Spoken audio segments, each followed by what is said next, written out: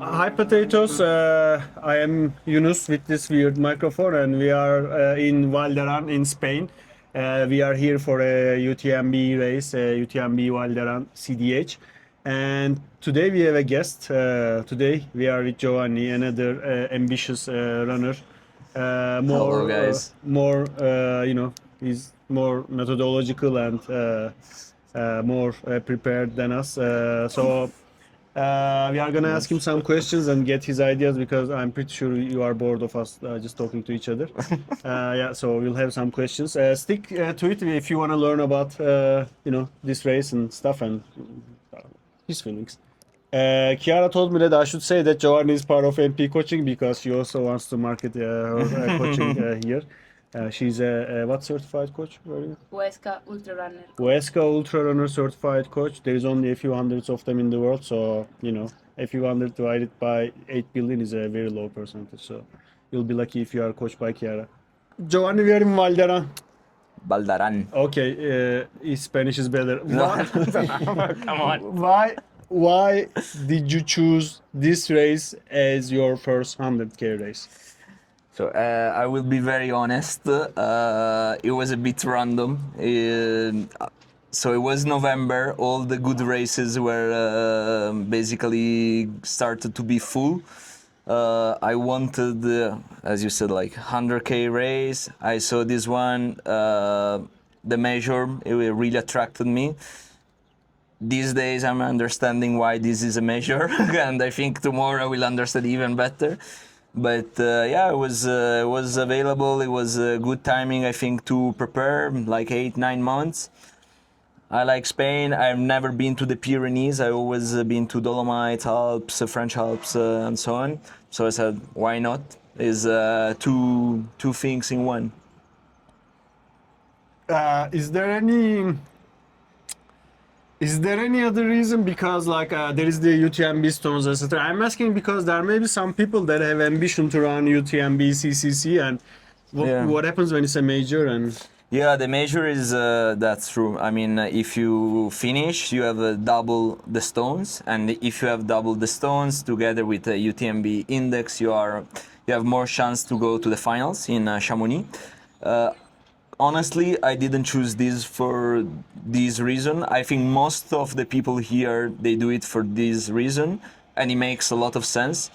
I don't have any plan to go to the finals soon. Of course, I will do the lottery because why not? But yeah, it wasn't the main reason. Is a good thing. I think it increases a lot the chances to get into the finals. So why not? If that is your goal, I would highly suggest to subscribe to a major. You work in corporate like us? I do. Okay, and so my question is how. I mean, we ask similar questions. Chiara, you find a way. My question is how long it took you to prepare for this race, and how did you prepare in general? I would say that my proper preparation started in March because before I was always training. I had some health issues. So January I started doing some leg workout. February wasn't able to train.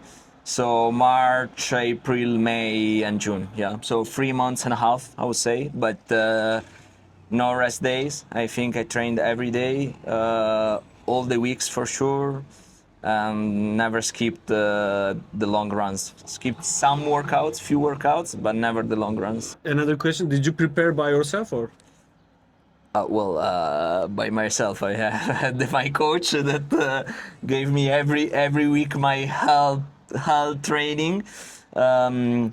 It was I have a bit of PTSD on Sunday afternoon, usually receiving the notification that Chiara sent me the new plan. I wasn't very happy when you start looking at it, but then is a workout after workout, guys. I mean, you do one, the day after you have another, and you keep going. I mean, you don't have to overthink about the long term. As long as you complete your daily workout, then you will get there. So I don't have my watch because I'm charging it. What time is it? 1:48. 1:48. So in to 10 in 15 hours. You are at the start line, I more or will. less. So, how do you feel? Do you feel ready? I feel ready, yeah. I have a clear mind, body, good feelings. Now is the last details. And then will be a bit tricking your mind, a bit of music, a motivational playlist that has to be checked in the car. I think when you go on the starting line, the goosebumps will be pretty high with the music, with all the ultra runners. I mean, I think is the only time when you are surrounded by ultra runners. When you go training, there are maybe runners or people you encounter, but usually they do not prepare for 100K, and here you are all similar, all in the same situation. Is nice. I mean, the community is there, and I think it's good that everyone cheers for the other, and I hope to find a lot of people during the track. It really makes a difference to get the motivation from random people that cheer for you is priceless. Yeah, I agree that I always resemble these races similar to those cartoon gatherings where Yeah. nerds from all around the world gather. It's more of sort of like ultra running geeks Yeah. get together, and this race is one of them.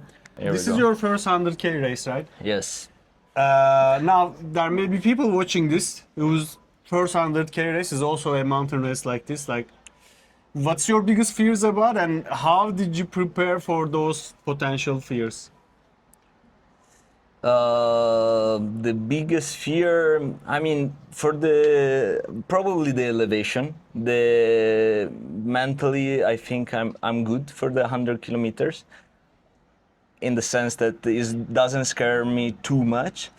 The elevation and the uphills will be the biggest challenge, I think, because is long, is not like up and downs. Is really like here is proper mountains, guys. So choose carefully your ultra run, because it makes really difference of having like 10 kilometers uphill. Like the first 47 kilometers have I think 3,500 meters of elevation gain. So the average is pretty intense. So it's not very runnable. That scares me the most, I would say. How about the weather looks very nice. Yeah. Cameraman, camera woman, show it. But could there be any downsides of this weather? Well, for sure, but it doesn't scare me too much. I have my strategy of like ice bandana with the ice, if they will give me some ice somewhere in the aid station. Like long sleeve t-shirt. How we run with a long sleeve t-shirt that is under UV lights, whatever. White hat with desert sides that will help, I hope. And then I mean these are 5% of the factors, and then you will have to find out a lot of sodium also, electrolytes. So these are my tips, or at least my strategy to manage. Bless you, to manage the heat. But it doesn't scare me too much. Probably tomorrow I will be humbled and I will show this video again. But yeah, that's fine. Don't worry, we'll also do a quick interview of After. post race, and then Yeah. Chiara will put a split screen, Yeah, and then yeah, one like- will play the left side and then the right Aged side. very bad. Sentences that aged very the same bad. thing, yeah, Probably. So you are feeling ready, but just a question, because you live in Luxembourg, no? Yes, I do. We don't have mountains in Luxembourg. We don't have this much sun in Luxembourg.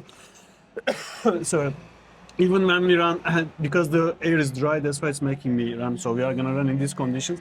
Even when you run, in the forest, blah blah, it's in shade. How did you prepare for running under the sun? Well, the biggest problem in Luxembourg is finding the sun, I would say. But fortunately, my longest run was in Italy when there were 35 degrees. And I didn't run like in the night or in the early morning. So on purpose, because I mean, if the race is under the sun, it doesn't make any sense to train in shade or during night to avoid the heat wave. So I did my best and on this side.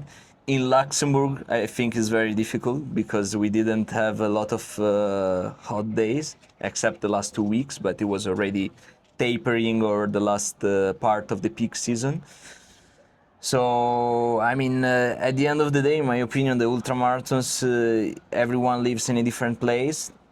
I would say that only 1% lives in the mountain. So you have to train with what you have and prepare the strategy as much as you can, trying to avoid any downside. One thing they always also say is like ultramarathons are generally lost not in the uphill but on downhills because that's where people don't train and it's very hard to train. Yeah. Did you have any specific training in Luxembourg in downhills or any gym work that you can share with our followers as a secret for someone who's trying his first 100K? So my exercise, no, also in Luxembourg, yes, you can train a bit, but are not the technical downhills. What I did is a lot of step downs. I think it's called like this, the exercise on the Bosu ball with a kettlebell. You step down with only one leg. So you simulate more or less the downhill. Yeah, it was not fun, but I think it was pretty useful. And let's see if it worked out. Yeah, lots of preparation. And the last question is on the nutrition. We know that you are a nutrition fanatic, but we have limited time, okay? Otherwise, when this is too long, people leave the YouTube and drop. And there are also some people that just watch and not subscribe. Kiara gets extremely upset. Yeah, you should subscribe, guys. Yeah, so you should subscribe. just maybe quickly on the nutrition. How is your nutrition plan? And not just the nutrition plan, but going up to the race today, yesterday, blah blah. What do you do? So as Yunus said, I'm a very carb lover. I train the whole year with 100 grams an hour of carbs. In basically, except the VO2 max like workouts, all the runs were 100 grams. So we'll keep the same strategy. The only problem is bringing all these carbs. So I mean, I will try to fit them in the vest. And today and yesterday, aiming 700-800 grams of carbs as a carb load. Tomorrow morning, probably a breakfast with 300 grams. And then just eat as much as you can, guys. Eat your carbs. And during the race, you will eat as much as you can. Yeah, of course. The good thing is I'm a bit hungry when I run, so I really like to eat. I have the timer here every 20 minutes to remind me to eat. And yeah, I mean, mostly gels for me. I don't like solid food except the Haribo, the gummy bear, and the Baiocchi.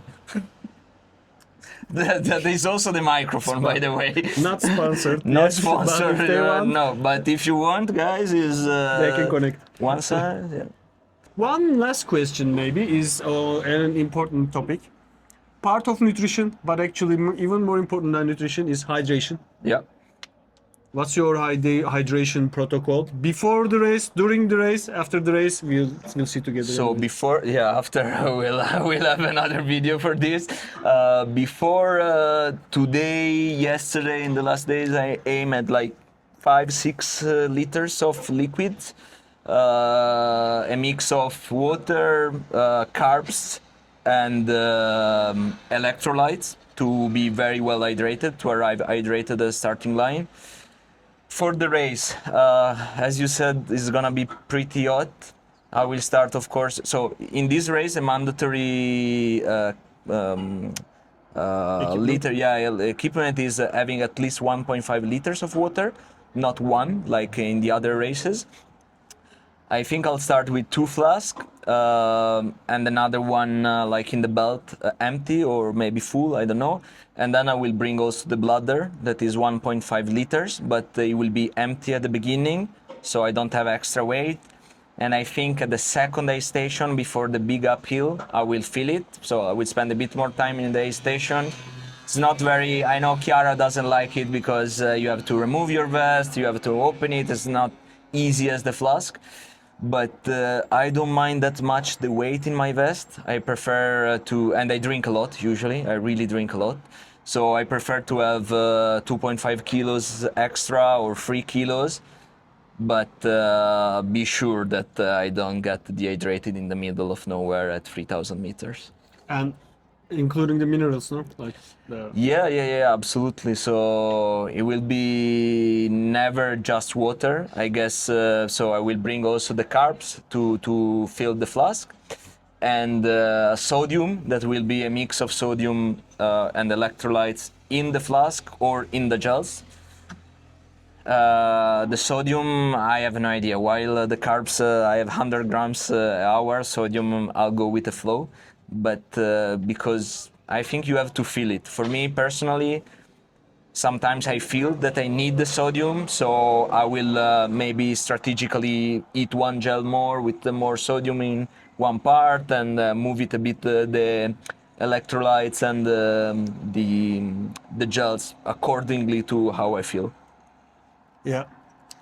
So like it's your first 100K and you like planning everything methodologically, and I'm pretty sure there's a lot of people that plans everything methodologically or meticulously. I don't know that word, but something like that. So one last killer question from me is, you said your strengths are you can eat, which is an ultra running. They say an ultra run is like people that it's an eating contest. It's an eating contest. In between you run is one expression that I heard, and those that like can it. eat that finish. But in your first 100K in the mountains, in altitude, etc., if things don't go your way and your stomach isn't as strong, do you have a plan B? No, never have a plan B. Only have a plan A, stick to the plan A, believe in it, and then what will happen, it doesn't make any sense for me to think right now. In any case, for me, the ultra marathons are like super nice. I like it because there is not only the training, there is a lot of strategy in the gear, in the nutrition, in the hydration. But when you arrive at my philosophy is like when you arrive at the starting line, everything you did, it doesn't matter. It doesn't matter how much you train. Who cares, honestly? It will be. You will discover things that you never knew about yourself. You will enter in a pain cave. So let's see. I mean, I'm very confident. A bit cocky, probably, but no. I mean, I have my plan. I will follow it. If things go wrong, beside the eating contest, I think you have to be very patient and being able to manage problems at the beginning.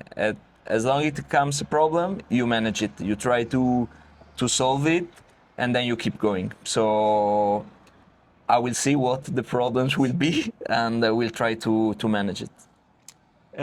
Full commitment, as you see, and I think this is a good way to finish the podcast. And the first part of the last question can be used as a motivational video by other people. There is no plan B, there is only There's plan no A. plan B. There is no plan B. Last words, not in real last words, but I hope, last things you wanna say. I hope there is a second interview once in a while. Yeah. You want to say to our followers, and we will also have a follow-up interview after the race, and even maybe during the race, if we can catch you. We'll catch you. Yeah. Well, the last words for the runners. For whoever is watching, sometimes it's the retired people that watch this in our channel. So whatever you say. It could also be the future love of your life. That's true. So I have to choose very carefully. I think the message is or should be for this race: if you want to do it, try. I mean, I don't like when people tell me that I cannot do something. Why not? We all started somewhere. I started running not even 3 years ago, like 2 years and a half. I show up. Doesn't mean that I will finish or I will finish in good conditions, but try always whatever is. It doesn't need to be only ultra marathons. It could be also other hobbies, but try and you will have a lot of fun during the course, and enjoy. Thanks, Giovanni. We'll Thank see you you in the too. race. By the way, stick to the channel. Now we'll have the same interview in Italian for those that want to watch it in Italian. Yes. But unfortunately, my Italian is very basic, so Chiara will have to take care of it. Let's that go. I don't know. Let's not promise. Okay. Thank you guys. Ciao. It was a pleasure.